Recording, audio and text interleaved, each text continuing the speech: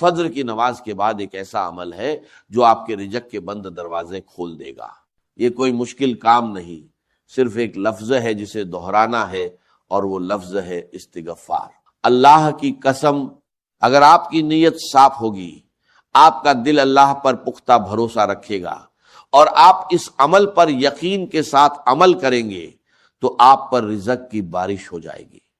آج کی اس ویڈیو میں میں آپ کو مکمل طریقہ بتاؤں گا، یہ بھی بتاؤں گا کہ کتنی دفعہ پڑھنی ہے، یہ بھی بتاؤں گا کہ کیسے پڑھنی ہے، اور یہ بھی بتاؤں گا کہ اس عمل سے رزق کی بارش کیسے ہوگی۔ تو اس ویڈیو کو آخر تک ضرور دیکھیں، کیونکہ اصل راز آگے چل کر کھلے گا۔ لیکن اس سے پہلے ایک بہت اہم بات سمجھ لیں۔ آج کل کے نوجوانوں کا بڑا مسئلہ یہ ہے کہ وہ فجر کی نماز پڑھتے ہی نہیں، رات دیر تک موبائل پر لگے رہتے ہیں اور صبح سورج نکلنے تک سوئے رہتے ہیں۔ اور یہ صرف نوجوانوں کی بات نہیں، بہت سے بڑی عمر کے لوگ بھی جو نوجوانوں سے تھوڑے سینئر ہیں، وہ بھی اسی غفلت میں پڑے رہتے ہیں۔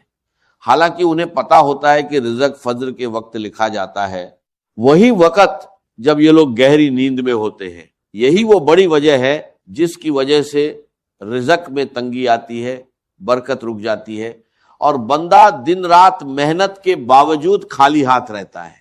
جو وقت اللہ نے رزق کی کشادگی کے لیے رکھا ہے، وہی وقت ہم نیند میں جائے کر دیتے ہیں۔ سورہ نوح میں اللہ تعالیٰ نے حضرت نوح علیہ السلام کی زبان سے اپنی قوم کو یہ پیغام دیا کہ اپنے رب سے بخشش مانگو، بے شک وہ بہت بخشنے والا ہے، وہ تم پر آسمان سے برسات بھیجے گا اور تمہیں مال اور بیٹوں سے مدد دے گا، اور تمہارے لیے باغات بنائے گا، اور تمہارے لیے نہریں جاری کرے گا۔ یہ الفاظ محض ایک نصیحت نہیں، بلکہ یہ ایک اصول ہے جو قیامت تک کے لیے ہے۔ جو گناہوں سے سچے دل سے توبہ کرے گا، جو بار بار استغفار کرے گا، اللہ اس کے رزق کے دروازے کھول دے گا انشاءاللہ۔ سوچیں، ہماری زندگی میں تنگی، قرض، کاروبار میں نقصان، نوکری میں رکاوٹ، یہ سب کہیں نہ کہیں ہمارے گناہوں، غفلت اور فجر کی نماز چھوڑنے کا نتیجہ ہوتے ہیں۔ ہم دنیاوی اسباب پر تو زور لگاتے ہیں، مگر وہ ایک عمل بھول جاتے ہیں جو رزق کے دروازے کھولنے کی چابی ہے۔ فجر کی نماز کے بعد وہ وقت ہے جب دل ابھی پرسکون ہوتا ہے، شیطان کا اثر کم ہوتا ہے، اور بندہ اللہ کے قریب ہوتا ہے۔ اسی لمحے میں اگر ہم پختہ یقین کے ساتھ زبان سے استغفار کرنے لگیں تو یہ عمل دل کی گہرائی تک اتر جاتا ہے، اور اللہ کی قسم یہی وہ لمحہ ہے جہاں سے رزق کے دروازے کھلنا شروع ہو جاتے ہیں۔ استغفار کا مطلب صرف زبان سے معافی مانگنا نہیں، بلکہ یہ دل سے شرمندگی کا اظہار ہے، یہ اقرار ہے کہ ہم اپنے رب کے سامنے کمزور اور گناہ گار ہیں، اور یہ پختہ یقین ہے کہ وہ رب جو غفار ہے، جو بار بار معاف کرنے والا ہے، ہماری تنگیوں کو دور کر دے گا۔ لیکن یہ عمل کیسے کریں، کتنی بار کریں، اس کا مکمل طریقہ اور اصل راز آگے آپ کو معلوم ہوگا، اس لیے یہ ویڈیو دیکھنا جاری رکھیں۔ اب سوال یہ ہے کہ وہ لوگ جو فجر کے وقت جاگ جاتے ہیں، نماز پڑھ لیتے ہیں، وہ کیوں پھر بھی رزق کی تنگی میں رہتے ہیں؟ کیا صرف جاگنا اور نماز پڑھنا کافی ہے؟ جواب ہے نہیں، نماز پڑھنا فرض ادا کرنا ہے، مگر رزق کے دروازے کھولنے کے لیے اس کے بعد ایک اضافی عمل درکار ہے جسے اکثر لوگ نظر انداز کر دیتے ہیں۔ وہ نماز پڑھ کر سیدھا اٹھ کھڑے ہوتے ہیں، موبائل اٹھا لیتے ہیں یا دن کی مصروفیت میں لگ جاتے ہیں، اور وہی چند قیمتی منٹ ضائع کر دیتے ہیں جو اللہ نے خاص طور پر قبولیت اور کشادگی کے لیے رکھے ہیں۔ سوچے، جو شخص رات دیر تک سو نہیں پاتا، صبح مشکل سے اٹھتا ہے، پھر بھی اپنے آپ کو مجبور کر کے فجر کی نماز کے لیے کھڑا ہوتا ہے، اللہ کے نزدیک اس کی یہ محنت بہت قیمتی ہے۔ لیکن اگر وہی شخص نماز کے بعد وہاں سے اٹھ کر چلا جائے تو وہ اس محنت کا آدھا فائدہ ہی اٹھا پاتا ہے۔ اصل برکت تو اس وقت میں چھپی ہے جو نماز کے سلام کے فوراً بعد آتا ہے، جب دل ابھی عبادت کی حالت میں ہوتا ہے، جسم ابھی سکون میں ہوتا ہے، اور شیطان کا اثر سب سے کم ہوتا ہے۔ یہی وہ لمحہ ہے جسے علماء نے قبولیت کا خاص وقت کہا ہے۔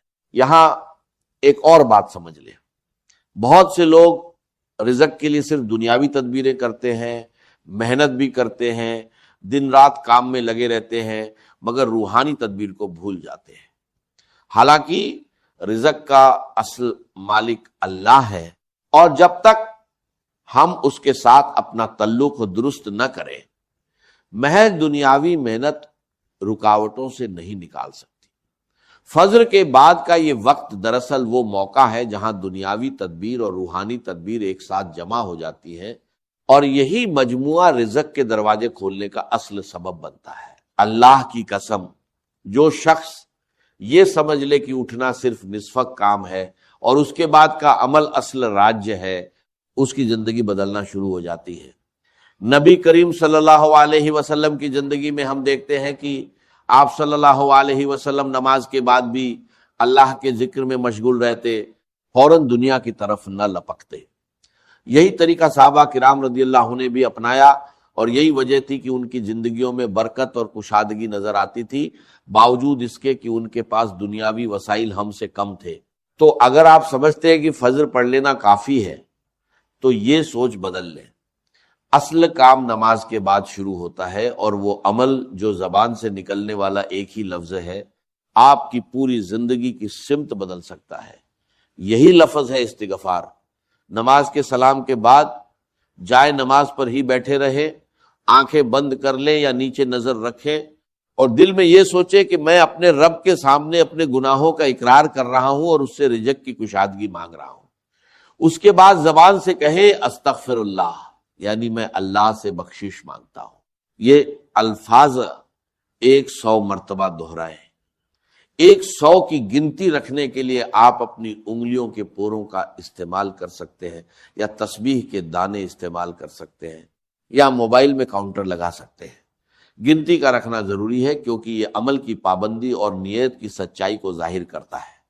یاد رکھیں، یہ الفاظ صرف زبان سے نہ نکالیں، بلکہ ہر بار جب آپ استغفر اللہ کہیں، دل میں اپنے کسی نہ کسی گناہ کو یاد کریں، شرمندگی محسوس کریں، اور اللہ سے معافی کی امید رکھیں۔ محض زبان کی حرکت اور دل کی غفلت یہ استغفار کا حق ادا نہیں کرتی۔ اور جو شخص اٹھ کر فجر پڑھنے کی محنت کرتا ہے، پھر یہ 100 الفاظ بھی دل سے کہتا ہے، وہ ان لوگوں سے بہت آگے نکل جاتا ہے جو ابھی تک اپنے بستر میں ہی پڑے ہوتے ہیں۔ کچھ لوگ پوچھتے ہیں کہ اگر فجر کی نماز باجماعت مسجد میں نہ ادا کر سکے، مثلاً خواتین گھر میں نماز پڑھتی ہیں، تو کیا یہ عمل ان کے لیے بھی ہے؟ جواب ہے بالکل۔ یہ عمل مرد و عورت، جوان و بوڑھا، سب کے لیے یکساں ہے۔ اہم بات وقت کی پابندی ہے، یعنی فجر کی نماز کے فوراً بعد، چاہے وہ نماز مسجد میں ہو یا گھر میں۔ اور اگر کسی دن نیند کی وجہ سے فجر کی نماز قضا ہو جائے تو شرمندہ ہو، نماز پڑھ کر فوراً استغفار شروع کر دے، کیونکہ اللہ کی رحمت اتنی وسیع ہے کہ وہ توبہ کرنے والے کو کبھی خالی نہیں لوٹاتا، مگر کوشش یہی ہو کہ روزانہ وقت پر اٹھیں، کیونکہ برکت اسی پابندی میں چھپی ہے۔ ایک بار جان لینے کے بعد آپ کو خود حیرت ہوگی کہ اتنی چھوٹی سی بات آپ نے اتنے سالوں سے کیوں نظر انداز کی۔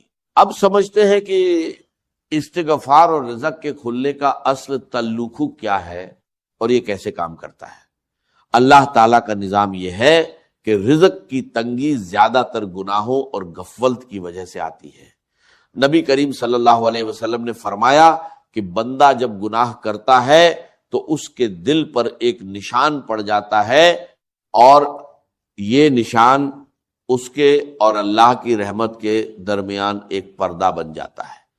جب یہ پردہ موٹا ہوتا جاتا ہے تو رزق، برکت اور آسانیاں رکنا شروع ہو جاتی ہیں۔ استغفار دراصل اسی پردے کو ہٹانے کا ذریعہ ہے۔ جتنی بار آپ استغفر اللہ کہتے ہیں، وہ پردہ چھنٹتا جاتا ہے اور اللہ کی رحمت کا راستہ صاف ہونے لگتا ہے۔ علماء بیان کرتے ہیں کہ جو شخص استغفار کو اپنا معمول بنا لے، اللہ اس کے لیے ہر تنگی سے آسانی نکال دیتا ہے، ہر غم سے کشادگی عطا کرتا ہے، اور اسے ایسے رزق سے نوازتا ہے جس کا اسے گمان بھی نہ ہو۔ یہی وہ وعدہ ہے جو آج بھی 1400 سال بعد اتنا ہی سچ ہے جتنا اس دن تھا جب یہ الفاظ کہے گئے۔ رزق کا معاملہ صرف محنت اور اسباب کا نہیں، بلکہ اس کے ساتھ دل کی حالت، گناہوں سے پاکیزگی اور اللہ سے تعلق کا بھی ہے۔ اب سوال یہ ہے کہ رزق کھلنے کی نشانیاں کیا ہیں؟ سب سے پہلی نشانی یہ ہے کہ جو کام مہینوں سے رکا ہوا تھا اچانک ایک راستہ نکل آتا ہے۔ دوسری نشانی یہ ہے کہ دل میں غیر متوقع کے سکون آ جاتا ہے۔ پیسوں کی کمی ہونے کے باوجود پریشانی کم ہو جاتی ہے، کیونکہ اللہ دل کو یقین اور کنات سے بھر دیتا ہے۔ تیسری نشانی یہ ہے کہ کہیں سے ایسی مدد آ جاتی ہے جس کی امید بھی نہیں تھی، کوئی رشتہ دار، کوئی موقع، کوئی نیا راستہ جو پہلے نظر نہیں آ رہا تھا۔ چوتھی نشانی یہ ہے کہ خرچ کرنے کے باوجود پیسہ کم نہیں ہوتا بلکہ برکت کے ساتھ بڑھتا محسوس ہوتا ہے۔ یہ سب اللہ کے کھولے ہوئے رزق کے دروازوں کی علامات ہیں، اور جو شخص باقاعدگی سے یہ عمل کرتا ہے وہ خود اپنی زندگی میں یہ تبدیلیاں محسوس کرنے لگتا ہے۔ بہت سے لوگ پوچھتے ہیں کہ کتنے دن میں اثر نظر آنا شروع ہوتا ہے۔ سچی بات یہ ہے کہ اس کی کوئی مقررہ مدت نہیں، کیونکہ یہ اللہ کی حکمت پر منحصر ہے، نہ کہ ہماری جلد بازی پر۔ کچھ لوگوں کو چند دنوں میں ہی کشادگی نظر آنے لگتی ہے اور کچھ کو ہفتوں یا مہینوں کا وقت لگتا ہے، مگر جو شخص مستقل مزاجی سے پختہ یقین کے ساتھ یہ عمل جاری رکھتا ہے، اللہ کی قسم وہ کبھی خالی ہاتھ نہیں رہتا۔ اصل امتحان یہی ہے کہ کیا آپ چند دن کوشش کر کے چھوڑ دیں گے یا اسے اپنی زندگی کا مستقل معمول بنائیں گے۔ جو لوگ صبر کے ساتھ اس پر جمے رہتے ہیں وہی لوگ ہیں جن کی زندگی میں اللہ حیرت انگیز تبدیلیاں لاتا ہے۔ یہاں ایک بات اور سمجھ لیں، بعض لوگ چند دن استغفار کرتے ہیں، نتیجہ فوراً نہ دیکھ کر مایوس ہو جاتے ہیں اور چھوڑ دیتے ہیں۔ یہی سب سے بڑی غلطی ہے۔ اللہ کے یہاں دیر ہو سکتی ہے، اندھیر کبھی نہیں۔ جو دل صبر کے ساتھ جمع رہتا ہے وہی دل آخر میں رزق کی کشادگی دیکھتا ہے۔ اسی لیے یہ سمجھ لے کہ استغفار محض ایک وقتی عمل نہیں، بلکہ یہ ایک زندگی بھر کا رشتہ ہے جو آپ اپنے رب سے جوڑ رہے ہیں۔ جتنا یہ رشتہ مضبوط ہوگا اتنی ہی رزق کی راہیں کھلتی جائیں گی، اور جتنی غفلت بڑھے گی اتنی ہی تنگی لوٹ آئے گی۔ اسی لیے فجر کے بعد کا یہ چند منٹ کا عمل دراصل آپ کی پوری زندگی کی سمت بدل سکتا ہے۔ بہت سے لوگ یہ عمل شروع تو کرتے ہیں مگر چند دن بعد رکاوٹیں آنے لگتی ہیں۔ سب سے پہلی رکاوٹ یہ ہے کہ آنکھ ہی نہیں کھلتی۔ اس کا حل یہ ہے کہ رات سونے سے پہلے وضو کر کے سوئیں، الارم کچھ فاصلے پر رکھیں تاکہ اٹھ کر بند کرنا پڑے، اور سوتے وقت دل میں نیت کریں کہ اللہ کے لیے اٹھنا ہے۔ جو شخص نیت کے ساتھ سوتا ہے اللہ اکثر خود اسے وقت پر بیدار کر دیتا ہے۔ دوسری رکاوٹ یہ ہے کہ نماز تو پڑھ لیتے ہیں مگر استغفار بھول جاتے ہیں، جلدی میں کام پر نکل جاتے ہیں۔ اس کا حل یہ ہے کہ تسبیح یا موبائل کاؤنٹر جائے نماز کے پاس ہی رکھ دیں تاکہ نظر پڑتے ہی یاد آ جائے۔ چھوٹی سی یاد دہانی بڑی غفلت سے بچا لیتی ہے۔ تیسری رکاوٹ صبر کی کمی ہے۔ کچھ دن پڑھ کر جب فوری نتیجہ نہ آئے تو دل مایوس ہونے لگتا ہے۔ یاد رکھیں، بیج بونے کے بعد فصل اسی رات نہیں آتی، وقت لگتا ہے۔ ایک بھائی نے یہ عمل مستقل 3 ہفتے کیا۔ کاروبار میں سخت مندی تھی، قرض بڑھ رہا تھا۔ تیسرے ہفتے کے آخر میں ایک پرانا گاہک واپس آیا اور ایسا آرڈر دیا جس نے سارا قرض چکا دیا۔ یہ کوئی جادو نہیں تھا بلکہ وہی اصول تھا جو اللہ نے خود بتایا، صبر کے ساتھ استغفار جاری رکھنا۔ چوتھی رکاوٹ یہ سوچ ہے کہ میں تو بہت گناہ گار ہوں، میری دعا کیسے قبول ہوگی۔ یہی سوچ شیطان کا سب سے بڑا حربہ ہے۔ جتنا زیادہ گناہ گار انسان اتنی ہی زیادہ اسے استغفار کی ضرورت ہے، اور اللہ کی رحمت گناہوں سے کہیں بڑی ہے۔